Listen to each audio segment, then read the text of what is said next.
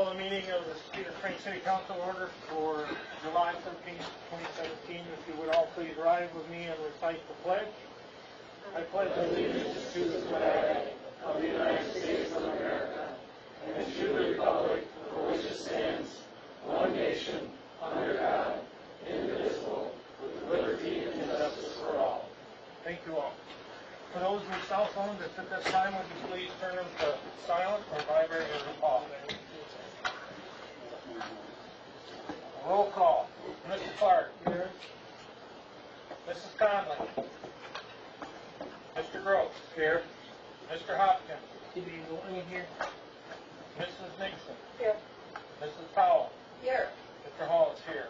Mrs. Conley has requested excuse. She was on vacation in Florida. I would make a motion to excuse Mrs. Conley. Been moved and seconded for Mrs. Conley to for her absence. All those signify yes by saying yes. Yes. All those opposed sign no. Motion passed. Excused from this meeting. For this portion of our agenda, we have the public comment. The City Council welcomes and encourages the public to speak during the public comment and public hearing portions of this agenda. However, Council's policy is to hear the public comment, not to act on the public comment at this time. Concerns brought before the Council during the public comment portion of the agenda will be referred to the City Manager for action. If, after communication with the City Manager, no resolution is reached, the concern will be elevated to the Mayor and then eventually to the Council for action.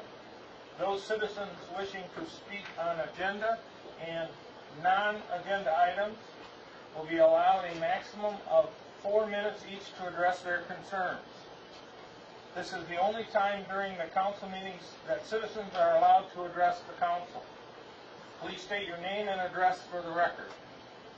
At this time, is there any citizens wishing to come forward, please, and state your name and address?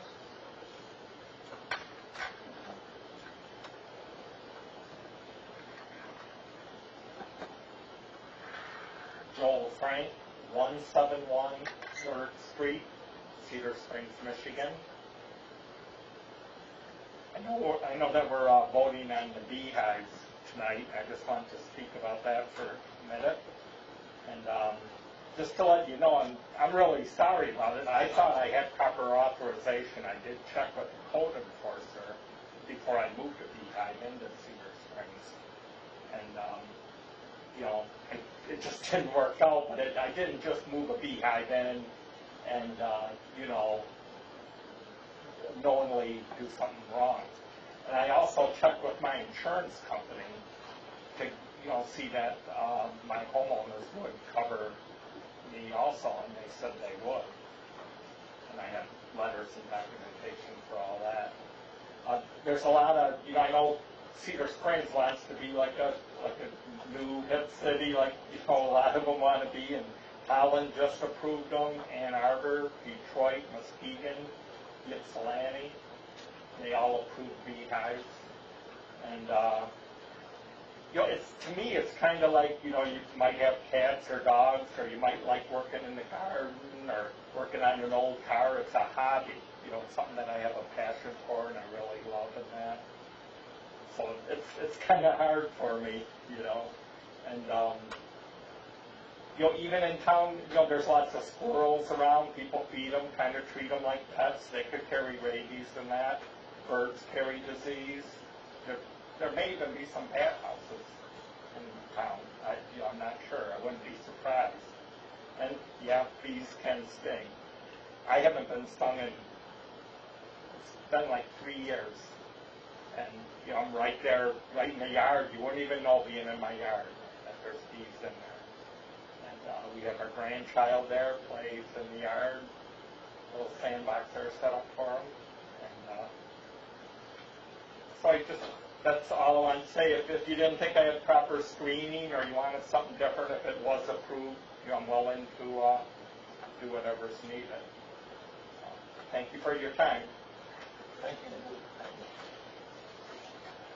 Any other individuals wishing to speak at this time?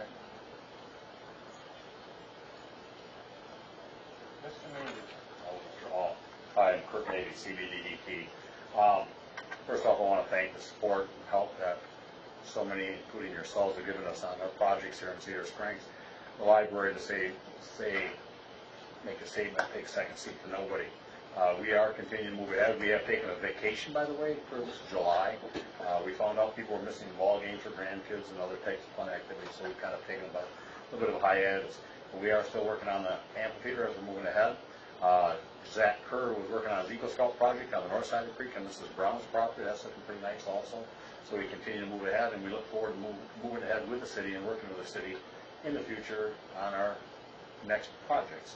We're pretty well tied up from our side of it. In fact, we kind of had an informal adios to the library board at their last meeting, and we're heading west, we told them, over to the amphitheater.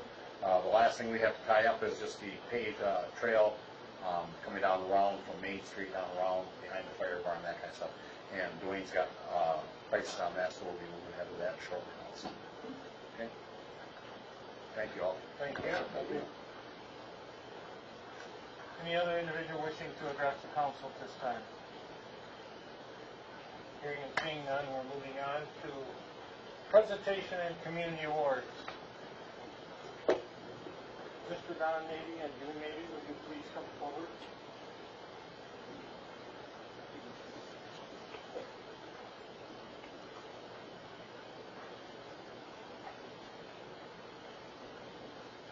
This is a small token of what from the city and the city council to you folks for your commitment to the city of Cedar Springs and the community library.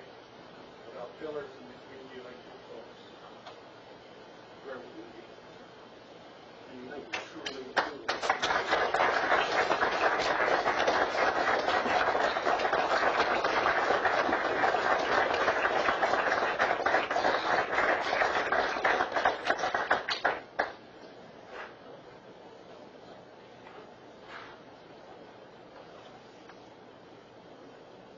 We have some other individuals that will be doing some presentations at a later date, and we couldn't make the arrangements for them to be here. And we will do that hopefully next month, and then it's the September 3rd meeting. Okay, moving on. Our prosecuting attorney for Kent County, please up. He's going to talk to us on our medical marijuana presentation for Kent County. Thank you. Chris. Thank you. I've got a PowerPoint here. We're going to do it the old way because it doesn't fit. I really appreciate the time. I've been doing a lot of township meetings. Actually, this is the first one I actually went to or something went to vacation in Florida in July. So that's a new one, not in January or something like that. What I'm talking about is there's some major changes coming to medical marijuana law in Michigan. And this is not even talking about possible legalization of marijuana, which is probably going to be on the ballot in 2018. So we're changing the law, and there could be even more changes.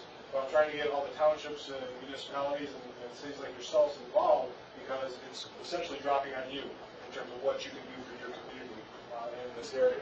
We'll switch the slide. What it is Public Act 281, and what you hear about it in the news, they're talking about they want to track marijuana seed to sale. Okay, somehow they're going to, what goes in the ground until wherever it ends up, they want to be able to somehow track that. And I say they, Lansing. Okay, and this is what the whole idea is, and they set up a system of growers, processors, secure transporters, provisioning centers, and safety compliance facilities. And it's in effect right now. Okay? It's in effect right now, but all they essentially are doing is setting up a 5-member board that was just appointed by the governor who are going to kind of put meat to the bones of the regulations and what sort of regulations are going to be controlled by. There's going to be a 15-member board that advises that 5-member board that comes up with the regulations for these types of whatever laws they come up with. I want to talk about it because I'm finding there's a different level of understanding in the different townships. Some are very familiar, some are not. So what does this mean? It's not very self-explanatory. What is a grower? A grower is somebody who grows the marijuana. That is now legal. And it's legal in terms of it's been legal for marijuana, medical marijuana, for caregivers and card holders, but it's fairly limited. You have to have, I think it's 12 plants, and you have no more than 2.5 ounces. It's got to be in a locked, secure facility. Well, they kind of get rid of that. If they don't get rid of it, you can still have that, but they expand it in terms of you can have a farm. And the next one, this is a farm in Oregon, okay?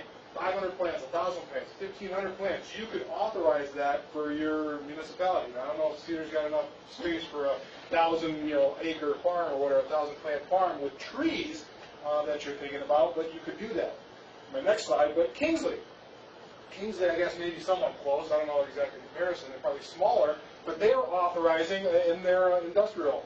They have an industrial warehouse area where they're going to authorize a grow operation in a warehouse with the typical plants that you think of, with the smaller plants where they're going to grow 100,000 square foot. It's going to be in the Village's East End. It's going to be 100 jobs to Kingsley. So there's money to be made in terms of some of these, these operations, and growing is one of them. So what's the next one? A processor. And I just compare a processor. North, you think about what does Old Orchard do? Old Orchard takes the apples and processes them into apple juice. Well, what this law does, everybody tends to think, well, marijuana is simply smoking, right? It's just smoking. This law changes that. We're going to get into medibles, edible marijuana, okay? And I'll get into that a little bit later. But they're going to process it not only for smoking, but they can change it into oil. They can change it into whatever it is, a form that you can use other than smoking, and you can approve a processing facility. However big that may be. It could be huge, it could be small, but you could have somebody that's going to take it from the grower and process it. All right? And so that is something you could approve for your area. The next one is, secure, transport, and safety compliance. The interesting thing about this, about marijuana law, is that they can't use credit. They can't use the banks. I'm talking about the medical, whoever does these businesses. And I know the State Bar Association's got a whole cannabis law section in terms of setting up these businesses, but it's still legal under federal law, so banks can't lend them. This is a cash transaction. So a cash transaction, so you're going from a grower, they're going to pay cash to the grower to take it to the processor to the dispensary. It's got to be cash. So what we have here is a huge issue in terms of what are you transporting? Cash and drugs. Okay? And what is that? That's a target. That's a target. And what we're seeing in Colorado, and I'll talk about why I compare to Colorado, is that you can't carry guns and drugs at the same time, so they'll have off-duty police officers in Colorado follow behind semi-trucks with marijuana and cash, and the police or the off-duty police officers are following behind with shotguns, and they're security for it because of the cash transactions. But that'll be, you could approve a secure transporter, people who just transport it from the various entities. A safety compliance is the smallest one, and that just tests it. That's just a lab, if you will. It could be something as small as this, where people can send their marijuana into the lab and see, is there mold on it, what kind of contaminants may be on it, and stuff like that, and you can approve one of those. This is, I guess, the biggest change that we're looking at now, and I sometimes slip into dispensaries, because that's what they talk about, but a provisioning center. You will be able, if you're a medical marijuana card holder, or if you're a caregiver, can now go into a medical marijuana provisioning center, is what they call it. And they will be able to buy marijuana, they will be able to buy medibles at this thing. Okay? And that's a big change, a huge change. We've had nothing like this. These have been illegal up until this point. And now they will be legal when this law really gets rolling here at the end of 2017. And once again, you can approve that for your community if you want to have one of these. You can approve one, all, none. It's up to you in terms of what you want to do. And when I talk about it, these provisioning centers, this is what we're looking at. They have to be, marked, labeled, almost like you're going to Myers. You got the barcode and so forth, where they have to, say, scan this. This is what it is. Give you some idea of what you're buying there. But it's got to be marked so law enforcement, whoever can track it, say yes, this is appropriate marijuana, because there still will be illegal marijuana, but there will be legal marijuana, if you will. And so you have to be able to go in there and buy that. So that's what you're going to see more. Now, when I talk about medibles, one of the things are tinctures. Okay? This is essentially not an oil, but they cook it down. They cook the actual leaf down and get into. They combine it with alcohol, and it's flavored. You can see they've got rosemary, jalapeno, mint, and this is stuff they can put underneath their tongue and take the marijuana in an edible form. And you can change this. You can turn it into salad dressing. You can turn it into a whole host of other things. Next slide, and this is what we're talking about here. We have SpongeBob SquarePants. These are medical marijuana suckers, if you will. Gummies. They have gummies, and they don't have to cut off like gummy bears. They're cut off like the leaf. This is lip balm, hot sauce. Anything, just about anything you can think of that you can consume, they can make drinks, marijuana medibles. Okay? And these are all going to be legal, which is a tremendous change. We have never had anything like that in Michigan. This is a big change, and this is what you can buy in a provisioning center. These can be, this type of stuff, as well as your typical marijuana. And when I say typical, it's not typical, and I don't want to date with, when a lot of us are at the high school and so forth, there's marijuana. Well, the marijuana they have now is tremendously more powerful. And this is an example. 2014, the strongest strain was Bruce Banner. I love the names they come up with it. I don't know who they come up with it, but Bruce Banner is the Hulk, if you remember. And that was a 28.3 THC level. Okay, that's the active ingredient in marijuana, 28.3. Well, look at 2016, ChemDog is now 32.1%. And I think the last one, they have a new one for 2017. I think we're up to almost 35% THC level. The THC levels are much higher in the smokable, because you can still, they'll be able to smoke it, but there's, if you see some of the pictures from Colorado, they have jars. You go along, just like you have the different types of apples, you have the different types of marijuana that you can purchase to smoke, in addition to all the medibles and stuff that they can purchase at these dispensary centers. So how does this impact you? When I keep saying it, it is up to you. And I'm talking to the board now. This is up to you, because none of this can happen unless you adopt an ordinance that authorizes the facility. So Lansing has said it's going to be up to each individual municipality, whether it be the city of Grand Rapids, the city of Cedar Springs, the township of Cannon Township. Each one can have their own marijuana law. Some, and I've talked, some are going on here in my presentation, said we're not interested, we're not going to do it. Others are considering it. I know Lowell's got a presentation coming up. So it's going to depend on each little community and what you want to do as a board for your community, and it's entirely up to you. Like I said, you can adopt one, you can adopt five, you can adopt none, you can do combinations. But it's entirely up to you to adopt an ordinance to approve that. And so that's what it's looking at. And what are the benefits, I guess? And there are benefits. I already talked about the jobs. There are jobs that are going to be created by each of these entities, if you will. You can also establish an annual, it means every year, non-refundable, no more than $5,000 to help them create the costs. Now what that means and what we're anticipating is it means it's got to be itemized. You can't just put in your general fund. You have to say, okay, we need $5,000. We're going to pay for another deputy here to help patrol. Our clerk needs additional money for the paperwork to establish these entities. But that's can be up to $5,000, can be $2,000. But you have to itemize that to the state to justify what you're doing there. The other thing is the taxes. Now this is the interesting thing, and one of the questions is how it's going to play out. On the provisioning centers, there's going to be a 3% tax. Now, is that a 3% tax on top of the sales tax? That's a little bit unclear, and I think that's going to be worked out. I'm not quite sure on that, but there's a 3% tax. That 3% tax is going to go into a big fund in Lansing. And out of that fund, if you have one of these entities, okay, a growing provisioning center, whatever it may be, you will get a portion of that pot. Now, how big of a portion? Well, 25% to municipalities where the facilities are located in proportion to the number of facilities, things within that municipality. I don't even know how to do the math on that, okay? So if you have 5 here, and Rockford's got 3, and then you got Bay City who's got 12, and how do you take 3%? I don't know how they're going to do that. That's why I'm a lawyer, and I don't get the math. But that, there is money. There is money to be had for you if you should decide it. That would go into your general fund. You can spend that however you want to in terms of extra tax revenue. But there's also a cut to, whatever that money, counties just for the sheriff, the state police, none for the prosecutor's office. We apparently got cut out of that. But there is money to be had that can be used for a general fund, so there is revenue available. But you have to decide whether you want that, type of facility, whatever facility it is, in your community.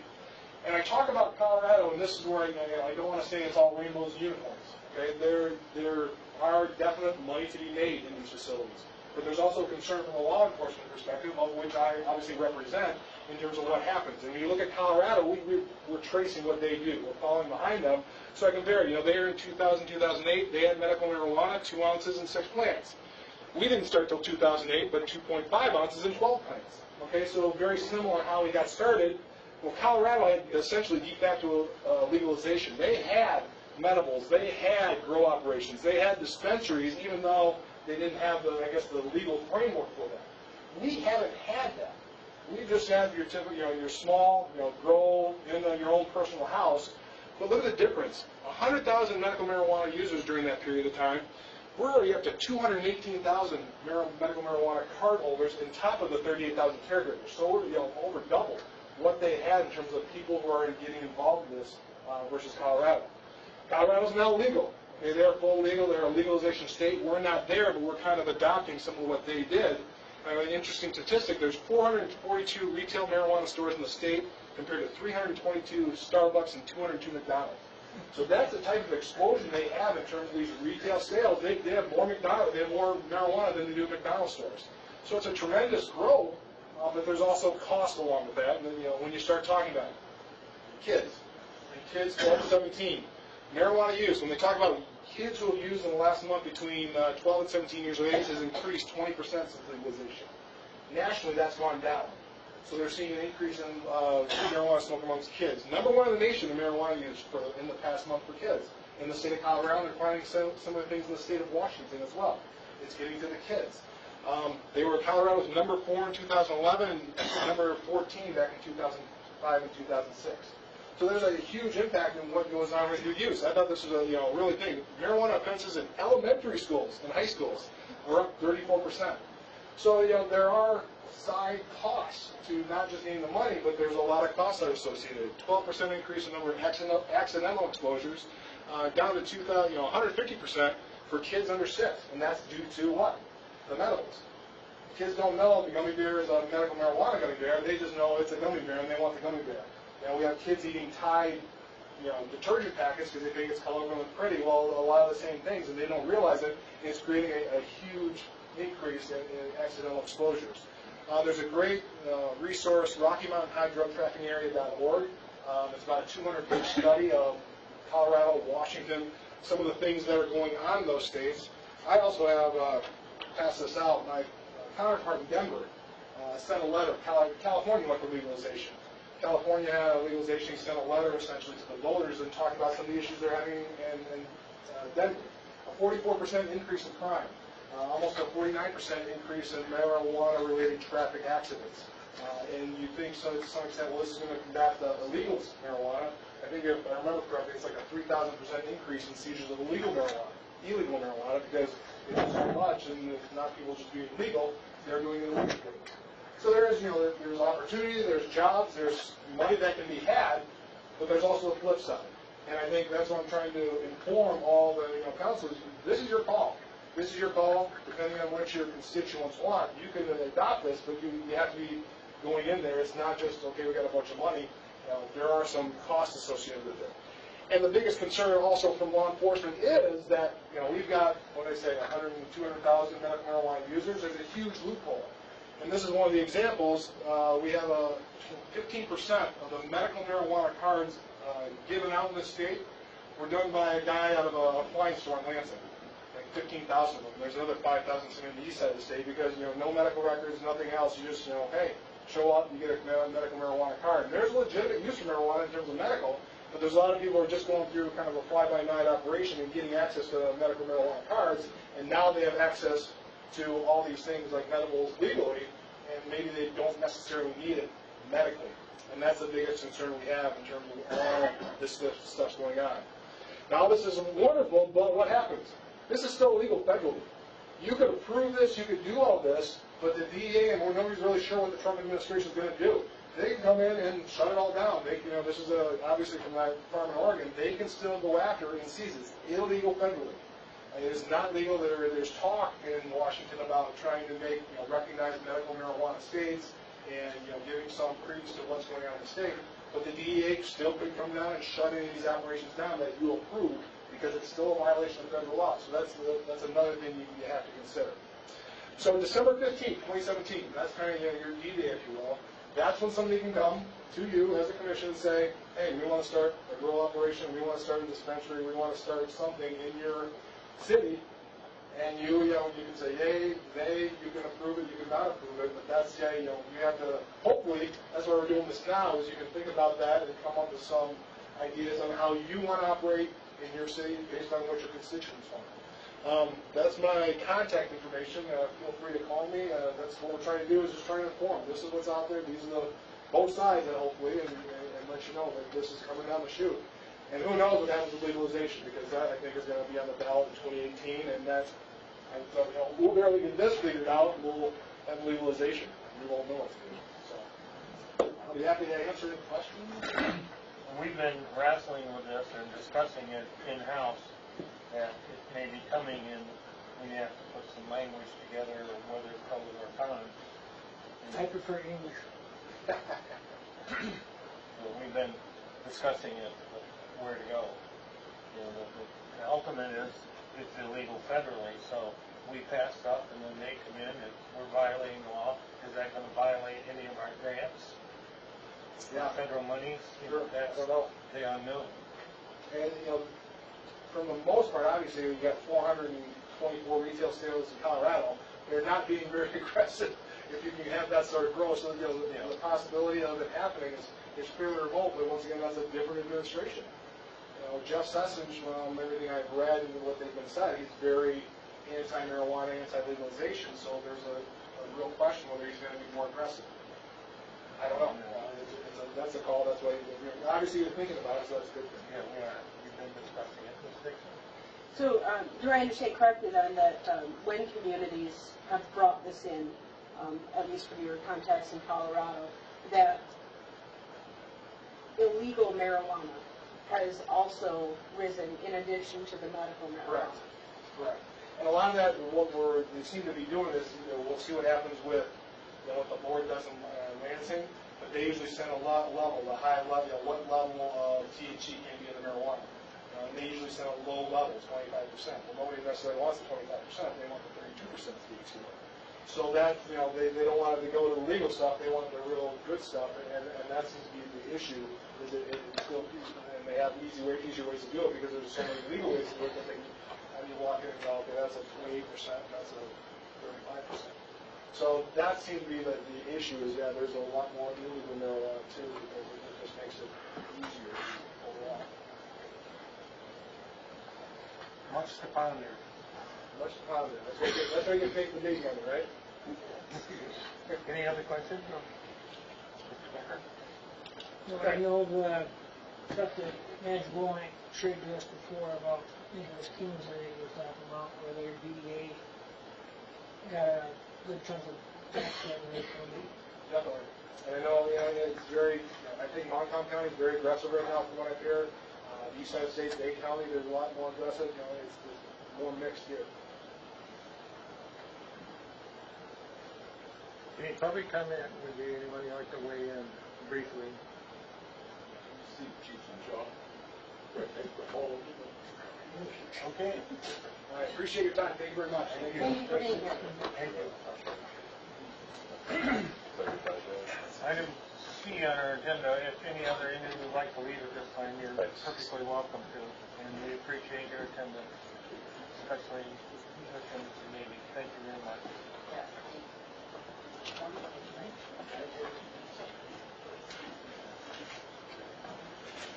Thank you. Thank you. Thank you. Now I believe we'll have a presentation on our wetlands project.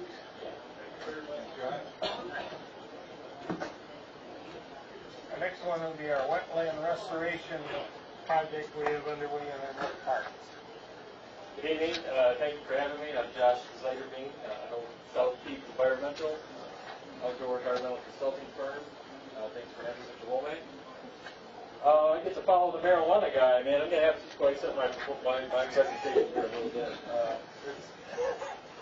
We have, in all seriousness, my firm's working with the Homeowners Initiative, Trout Unlimited, and some other conservation groups, the CDDT, to bring some Environmental Protection Agency dollars to our community.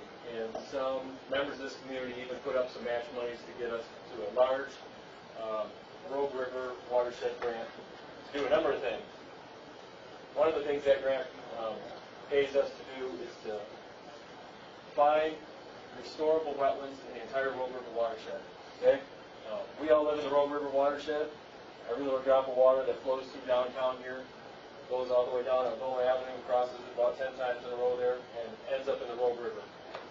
Rogue River watershed goes all the way up into Nuevo County and Kent City and Grant area, to the historic Rice Lake area, all the way through Rockford, and encompasses quite a large area. We've identified over 240 possible wetland restoration sites, and a couple of them are in the Cedar Springs area. We included them in our original proposal in hopes of getting them funded, and they're funded, which means we can spend some of that money here in our community to restore a couple of wetlands. Okay, what is proposed? The picture you see there is the pond you guys have in North Park. What's proposed specifically is a restored wetland on that parcel and a restored wetland in front of the library. Thank you.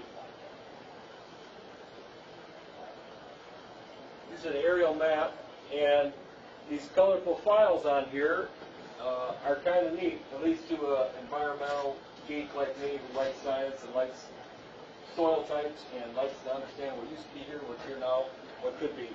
These red areas are maps of historic wetlands based on soil surveys and topography. The green areas are current wetlands. Okay? So what we do in our project is we zip all around this giant watershed, look for areas where we have exposed red like that, and we see if it's restorable. When we find an area like a giant building or the middle of, say, Wolverine Boulevard, or a trailer park, or development, or an industrial park, we kind of go, that's probably enough.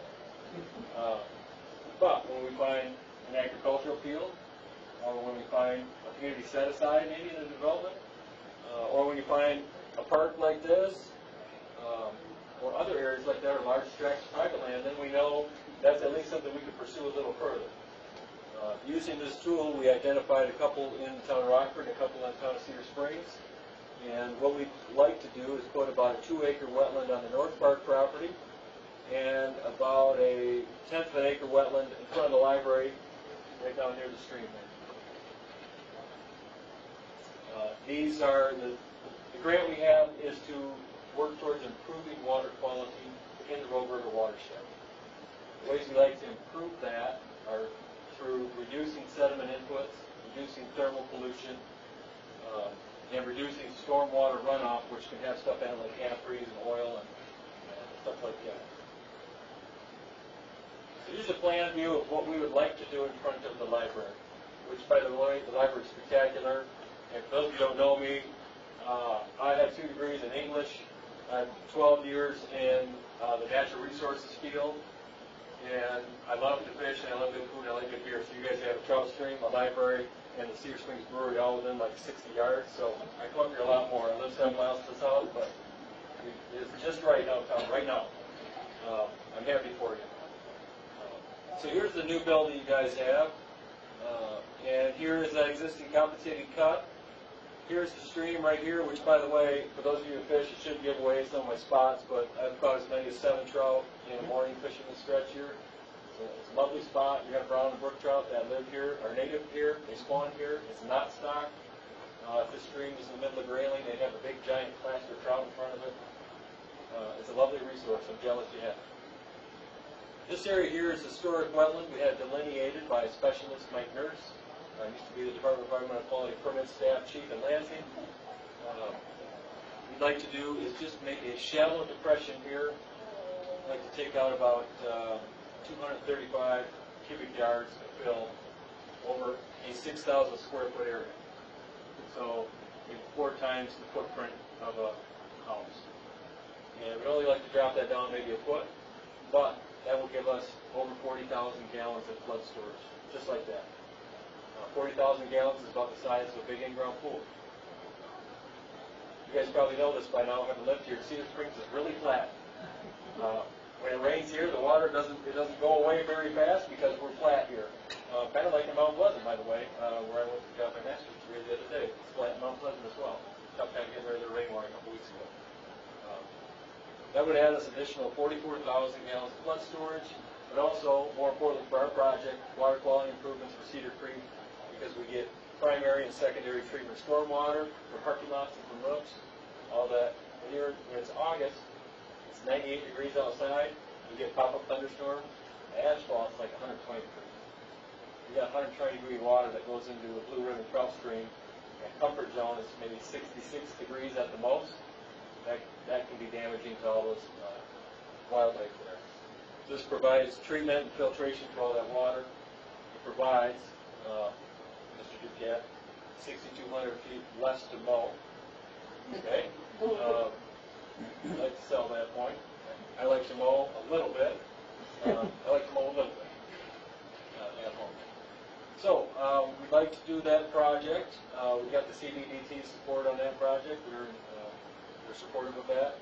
The green team, which is a volunteer high school team, is looking forward to planting some wetland plants there. They will fund and the time they will spend. I'm excited to see that happen. I'd like to talk about the next one here too. The North Park one. This one we get to move a little more dirt if we may go forward. North Park, as you guys know, I see the breathing hands. Does everybody know where North Park is? All right, good. Just as you head north from here, take a right past, let's see, on the left, what's the street? Pine Street. Pine Street, right here. Pine Street dead ends into North Park, across from the Westco. Across from the Westco, thank you. I think this pond used to be routinely dredged and excavated, and I think, as I was told by a historian here, it used to have a fountain in it.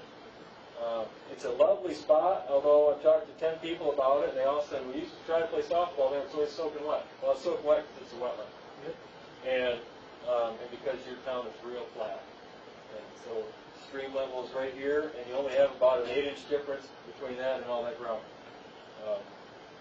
What we'd like to do here is give Mr. Ducat and the DPW 2 acres less to mow.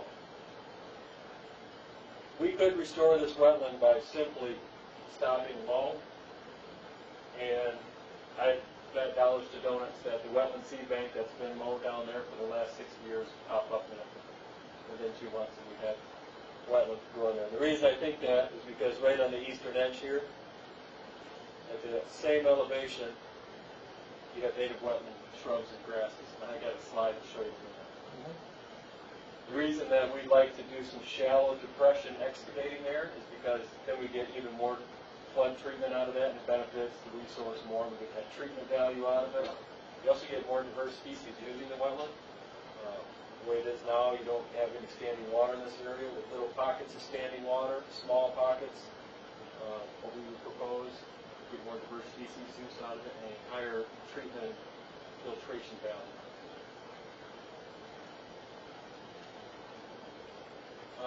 Mr. Womack asked me to give you some slides, maybe a visual, like, hey, what would this look like? What would one of these look like?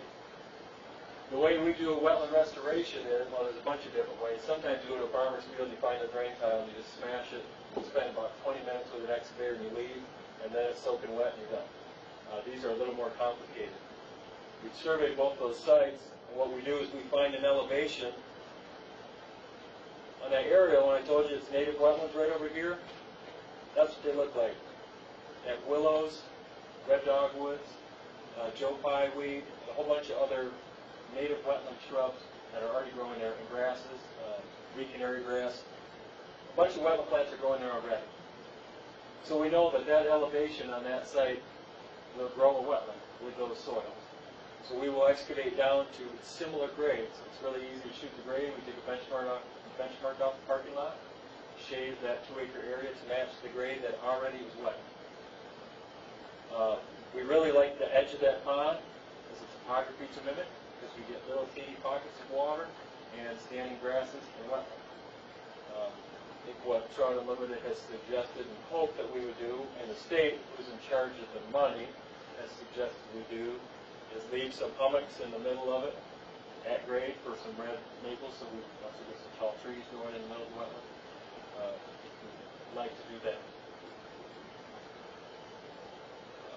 Timelines. I forgot to show you. Right in here is where we'd like to put the casino. I won't come.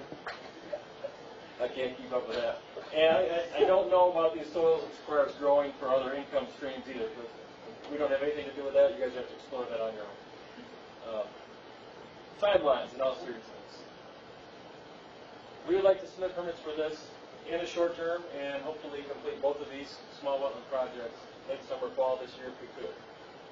I think in the spring we probably follow up with some more plantings, which would be in kind from, I think, the Green Team and a local Trout Unlimited Home Rivers Initiative. If you all have met Ms. Nicole DeMall and Jamie Vaughn, this is a project we're doing together with them. They are excellent at marshaling dozens of people to come and do things like plant flowers and pull out invasive plants and all kinds of things like that. They look forward to working with us. We put together a minimum 2-year monitoring plan. I'll check on it more because I live close by.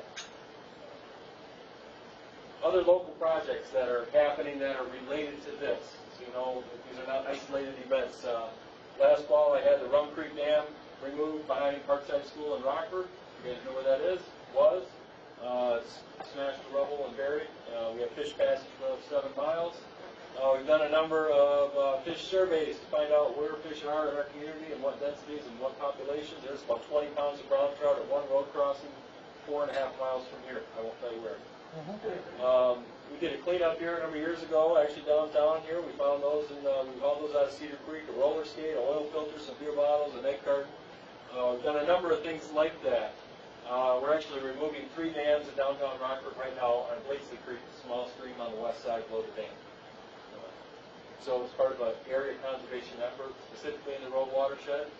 We are hoping to use wetlands we can restore in Cedar, as we'll have funding for another 16 months for this project and some more available to us for more wetlands and yours to help us do some more good for our community at large, meaning the entire Road watershed. Yes, sir.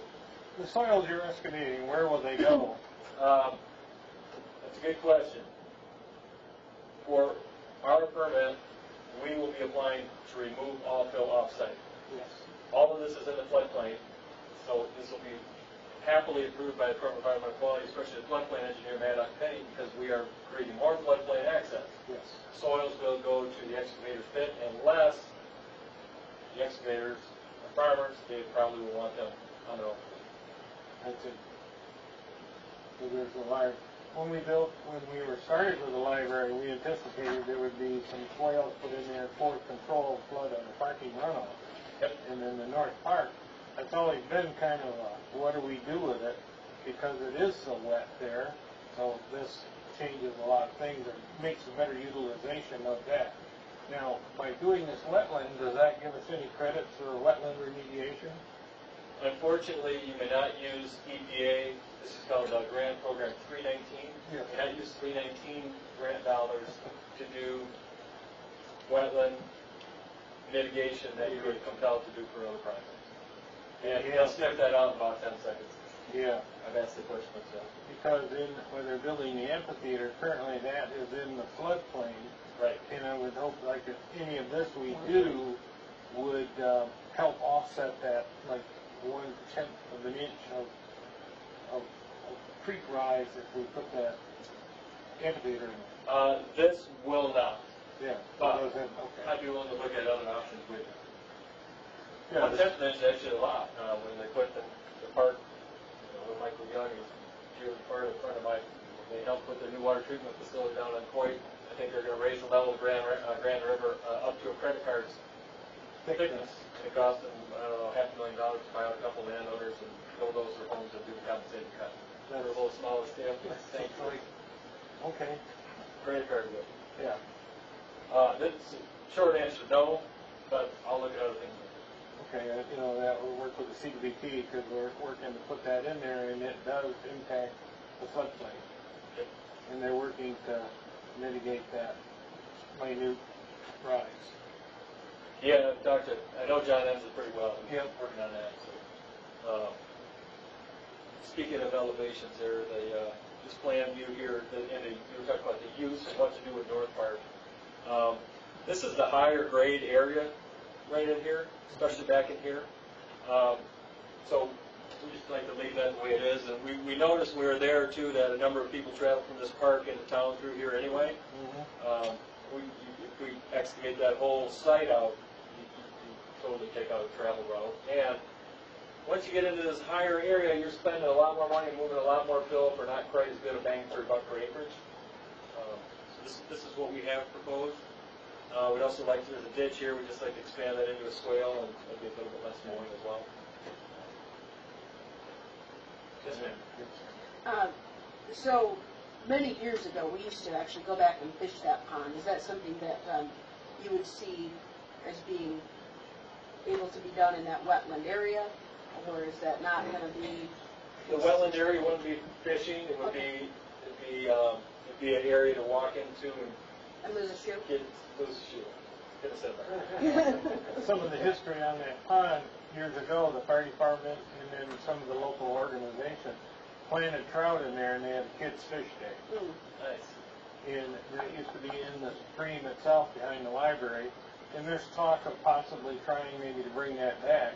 So, the pond would be an option, or to dam up the creek or weir it, seine it off and plant for the local children to come in and fish trout for a day, What we plan to restore wetland north from the pond, Yeah. kind of smush north from the pond, but the depression, that's the pond, is so close to ground level that you're still gonna have standing water there.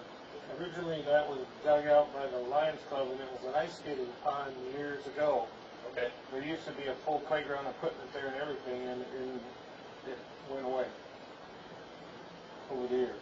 I know you gotta watch when you pull in here, those little red things, or those little wood things there, and get underneath your bumper on your truck. That's what this morning. Thank you.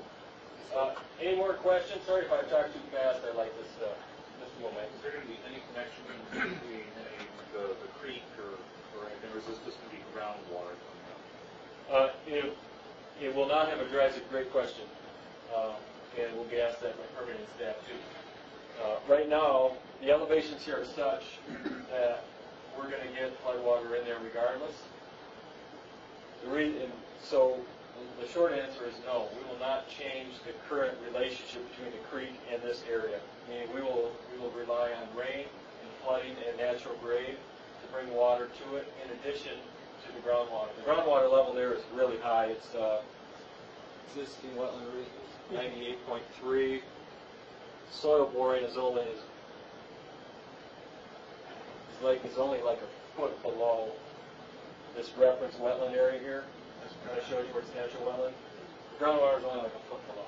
So we'll dig down below that groundwater level in some pockets, so that we'll get standing water there all the time in some pockets. But again, If there's a flooding event on the creek there, will there be a transfer of water and/or a transfer of fish? Or is it not going to be?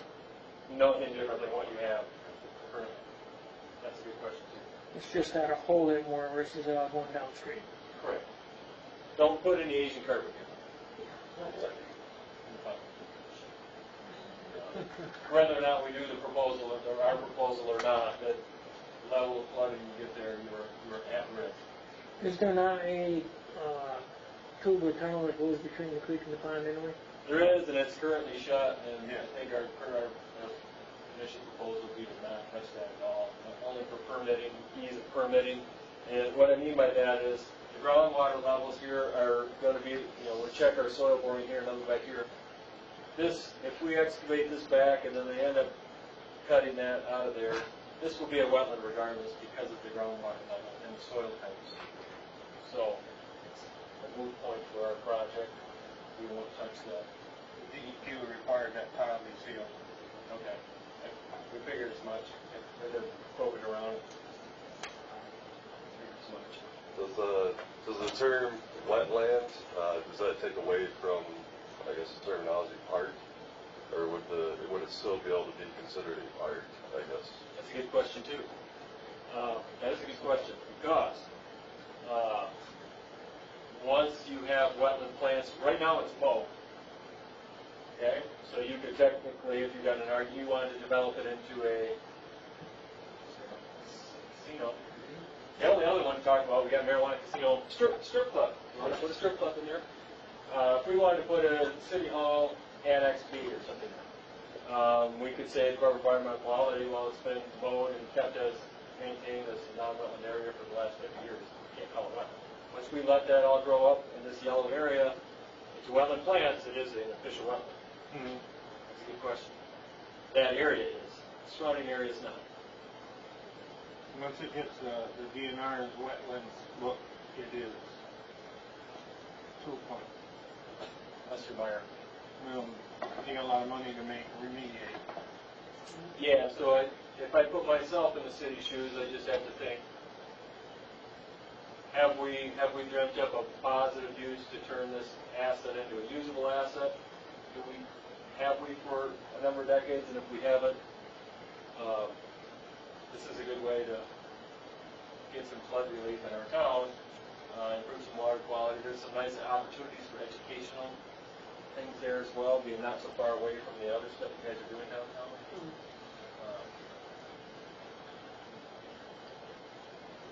And I guess I want everybody to kind of understand clearly, both projects will take fill out and not put any back in. So it will be a net increase in floodplain access.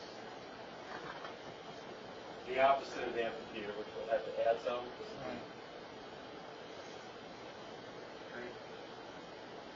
Any other questions? Just one Go ahead.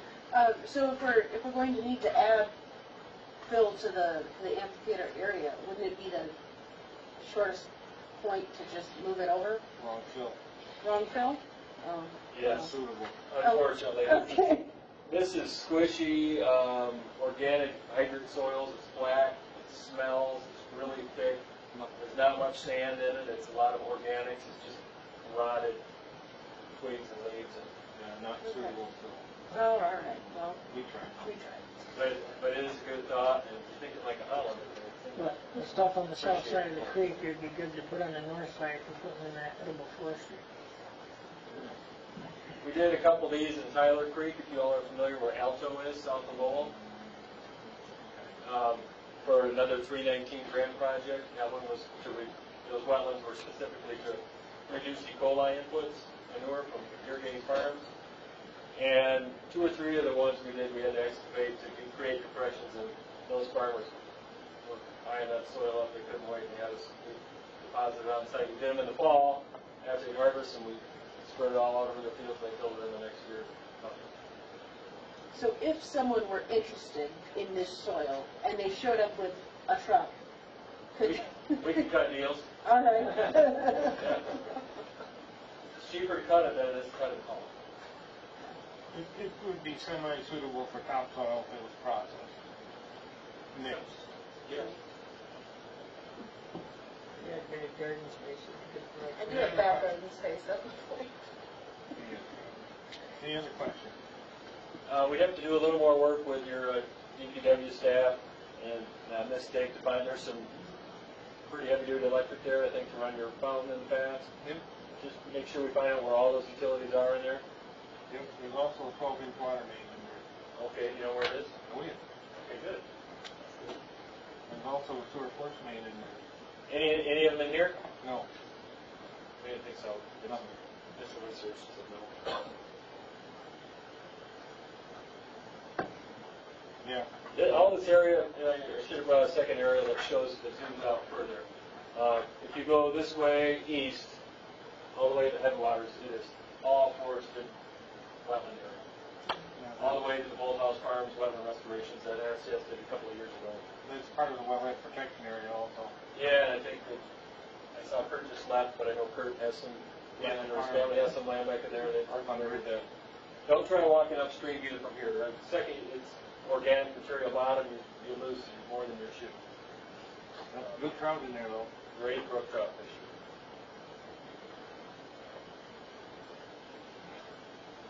Yeah, mostly it would look, if we were complete, it would look like a mixture of this right here. Those are about 6 feet high. And this edge, that edge along there with little pockets of standing water. And we probably put 3 or 4 red maples on the upland spots. Great.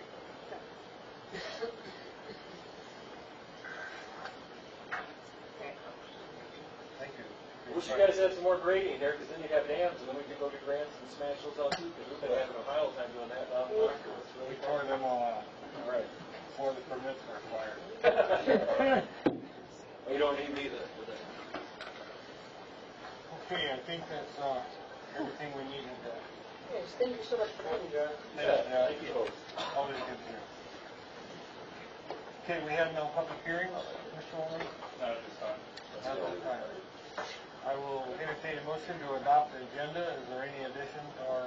Yes, Mr. Hall, we do have a couple minor additions, and I'll try to help you with this, just not forget anything.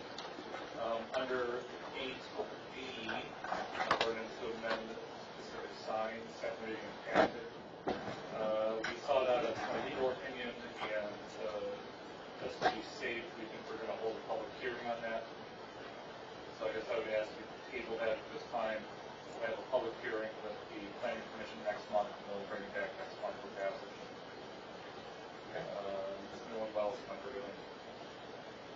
Motion to approve the redrafted version of the city attorney imperial.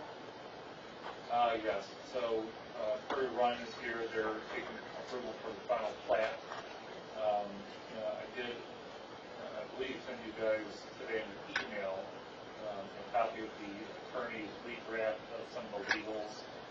This involves the temporary reversionary easements, these turnarounds up in Prairie Run North. Our city attorney had some difficulties with some of the language, so he redrafted it. I guess you can approve it as it is. I would not suggest that. I'd ask you to approve it as the city attorney has drafted it, redrafted it, I guess. But I will let Mr. Wiredahl speak on that. Anything else, Mr. Moore? So I think that's what we have. Where did we want to add that, in E or add it on down below? You could make it part of your motion under G. D? G as in Gary. Oh. And just for your education, Mr. Powell asked me to provide you a copy of the Holland beekeeping ordinance. Oh. That was at your desk when you sat down. Yes, I do. And I gave you a paper copy of that was just on the presentation. Those conditions, I believe the agenda is approved. Okay. Do we understand that? Okay, I would entertain a motion for the adoption of the agenda as read in. I would make a motion to adopt the agenda with the changes as mentioned. Second. Okay, it's been moved and second to adopt the agenda as redone. Do all those in favor signify by saying aye. Aye. All those opposed, saying no. Thank you. Moving on to 6, consent agenda. We have approval of the regular meeting of June 8th. All checks and transactions for this month. Motion for Cedar Spring Museum Summer Show or Car Show, and a 2017 CDBT Community Event application for August 19th, and a pedestrian crosswalk sign. Any changes? And if not, I would indicate a motion, or request a motion. Make a motion to approve consent agenda. Second. Okay, it's been moved and seconded to approve the consent agenda. I'll do a roll call vote. Mr. Clark? Yes. Mr. Groves? Yes. Mr. Hopkins? Yes. Mrs. Nixon? Yes. Mrs. Powell? Yes. All votes yes. Consent agenda is approved. Moving on to item 7, discussion items. Mr. Moore. Thank you. You'll see that there's no A, that's simply moved into a different part of the agenda. I didn't feel like renumbering things, so I apologize for that. First discussion item, keeping of bees and beehives within the city. I brought it to you as a discussion item because we do have a person who has bees contrary to the current state of the ordinances. But we're not discussing that person's case. This is not a trial by jury. This is simply a discussion about whether the city would like to pursue allowing bees in the city or not. The current state of the ordinances is that no animals are permitted in the city other than dogs, cats, canaries, and other household pets. Bees are not listed there. Unfortunately, the code enforcer got that wrong. And I believe I sent you all an email about a month ago detailing what my thoughts were on that ordinance. So I guess I'd like some discussion about council, whether they want me to pursue that or not. And keeping in mind that at this point, it's not permitted. Thank you. Any councilors comment? Mr. Nixon? Well, I spent the last 2 days picking blueberries in a field that is also home to 72 hives and 30,000 a hive. I don't know, a lot of bees. I think I counted 5, one that buzzed me, and no other adverse effects.